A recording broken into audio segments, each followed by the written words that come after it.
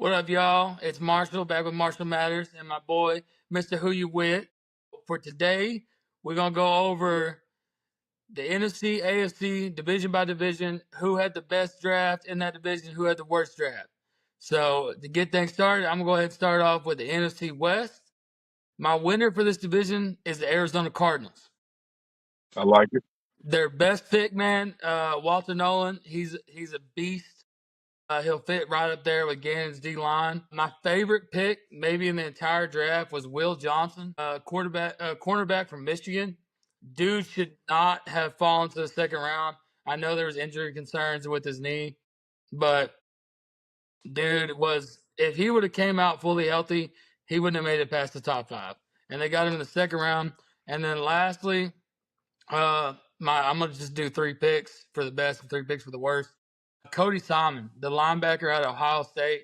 Dude can flat out move, and in Gannon's 3-4 defense, he'll be able to play that middle linebacker role, which is heavy on coverage, which is something he is very good at. Now, for my losers, and they're not really. I mean, honestly, the NFC had a hell of a draft. So the Seahawks are my worst team in the NFC West division, not because they had a crappy draft. I think they had a really good draft because I think they reached on some guys. For one, Jalen Milroe, quarterback from Bama. For He sure. just signed. I love Jalen Milroe. Don't get me wrong. Lank, Lank. I love his swagger. I love his game. He's just going to continue to improve as a passer. But the fact that they drafted him in the 3rd round after giving Sam Darnold all that money, the first time Sam struggles, he's going to get a pass, but the second time, man, they're going to be all over him. And they're going to want Milroe, and I think the amount of money you just paid Sam Darnold, that's a headache you don't really need to have. Elijah Arroyo, tight end out of Miami. Bro, they already have a super freaky athletic tight end and Noah Fant. They don't know how to use him. So why add another super freaky tight end that's just not going to be used properly? Lastly, Seattle usually always runs a fullback, but the fact that they drafted a fullback from Bama, Robbie Outs, in the 5th round, not even the 7th round. But I mean, nobody was going to draft a fullback. I believe he was the only fullback drafted. You could have got him as a preferred undrafted free agent, but you wasted a 5th round draft pick on him. Just don't make any sense. And that's why they're my losers for the NFC West, and the Cardinals are my winners of the NFC West. So who you got? So, man, great assessment. With the Seahawks and Cardinals from the NFC West. Man, for me and the AFC West, the winners I have, I'm going with the Raiders. Man, I think Las Vegas came out of the draft with. Man, with the number one guy. I mean, come on now. Of course, that's the low hanging fruit right there. You say Ashton Genty being the number one back coming out, but I love their 2nd round pick too. Jack Beck out of TCU, big receiver. I had to go do some digging on him, knowing that he started at LSU. He goes to TCU and really showcased a lot of skill. You hate to kind of compare him to just being any white receiver, right?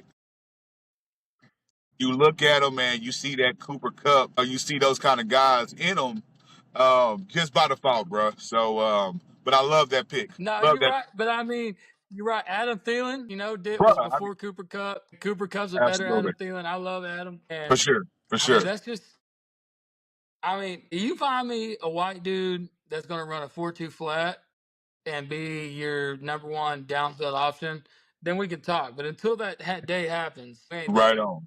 Right on. Hey, there you go, man. But I love the pick with Jack Beck as well. They got a lot of value guys throughout the draft. Like I said, 3rd round, you got Darian Porter from Iowa State, a real solid corner. Playing and watching a lot of the Big 12 this year. He went and get some guys. At Texas alone, you had a number of top tier receivers. Of course, your boys at OU, but yeah, I just think just playing against. I'm tripping. I'm saying Texas and OU when they're in the SEC now. So, but that whole No, but crew at you got Colorado, though. T-Mac. You got T-Mac at Arizona. Arizona State had some ballers. Yeah, I yeah, mean, there were some absolutely. good So, receivers drafted from the Big 12. but yeah, you had a big body receiver out of Stanford that I saw was giving Travis Hunter fits. So, yeah. So anyway, solid kids. So overall, the Raiders had a real solid draft. Worst AFC West draft, I think Denver. I like a few of their picks. But as far as just them in comparison to that whole division, uh, I don't think they filled enough needs in comparison to what the Chargers did. Of course, like I said, what Vegas did and what Kansas City did. Kansas City got a dude in what's the kid, Rashad White out of SMU, Yeah, converted receiver. You know, I think he's gonna be a heck of a pickup, especially giving Pat Mahomes another weapon. Well, like he needs anymore. yeah, like he needs anymore, absolutely. So with that, man, like I said, I didn't hate Denver's draft, but I wasn't a huge fan in comparison to everybody else. So those are my winners and losers. You got the winners being the Raiders, losers being the Denver Broncos. Now, imagine this: somehow Colson Loveland or Warren out of Penn State fall to Denver, or not fall to Kansas City, and then you have Travis Kelsey's 2.0 learning from the GOAT. Oh, absolutely. That's I'm glad that didn't happen, but right. There you go. There you go. That would have been wild. So, but yeah, nah. For that reason, though, like I said, man, Denver had a decent draft, but I think their whole division got stronger. oh, 100%. So, well, now we're going to go to the NFC South. My winner here is the Tampa Bay Buccaneers. I like it Getting a Mecca Puka, for sure. who I don't know if people are just tripping or it's recent or it's longevity bias, but the dude's been a top dog in college since his true freshman season. Yeah.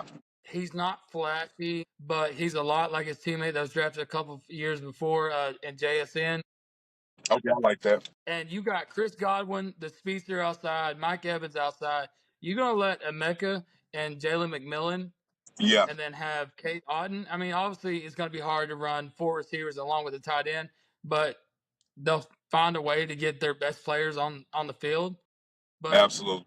to have all those guys, I mean, Baker's in heaven right now with those picks. I also like the fact that they got the big corner from Benjamin Morrison, cornerback out of Notre Dame. I watched a lot of Notre Dame this Yeah, year just because I yeah, wanted to see our boy from Denison. And dude, he's a big body corner that he's gonna do. He's a true outside corner. He's not gonna play nickel for you. He's a true outside corner, and he specializes in man-to-man coverage. And what better place to go than probably one of the best safeties in the NFL with Antoine Winfield Jr. having your back. absolutely. And last but not least, that they drafted, that was my favorite pick, Tez Johnson. The story of him. Have you ever heard the story of him Well, man, growing that's up? Bo Nick's half brother, ain't it? Yes.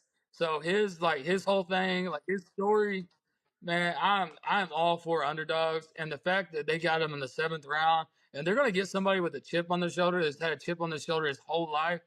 Absolutely, When it comes to any kind of sport, give me somebody who's got a chip rather than somebody who has just got God given talent and never had to work for a thing in a day in their life.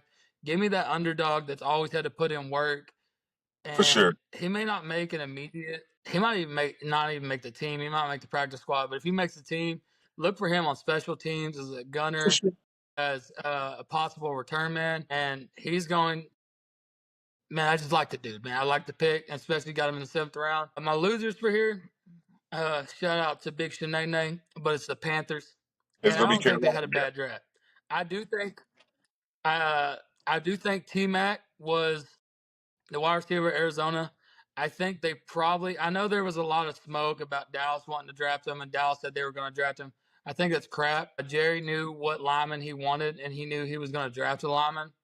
I think Okay. they could have traded back in the first round, maybe picked up another third and a fourth. That's the only reason I'm knocking him because I think they could have got him later on. Trevor Etienne, running back from Georgia, that's Travis's little Absolutely. brother. They got him in the 4th round, and dude, he's had all the hype, all the potential, and he hasn't really ever produced. And it's another case of nepotism, in my opinion. I do think he's good enough to play in the NFL. I do think he's good enough to get drafted, but he's not going to be your second back, and he might not even be your third back. And plus, Chuba showed that he can carry the load. So Yep. he's going to get all the carries. I think that was a waste of a pick in the 4th round. But my least favorite pick right here is the kid from A&M, Skirton, don't know how you say the name, but he was drafted at pick 51. Do you know who was drafted at pick 59? 8 picks later, Mike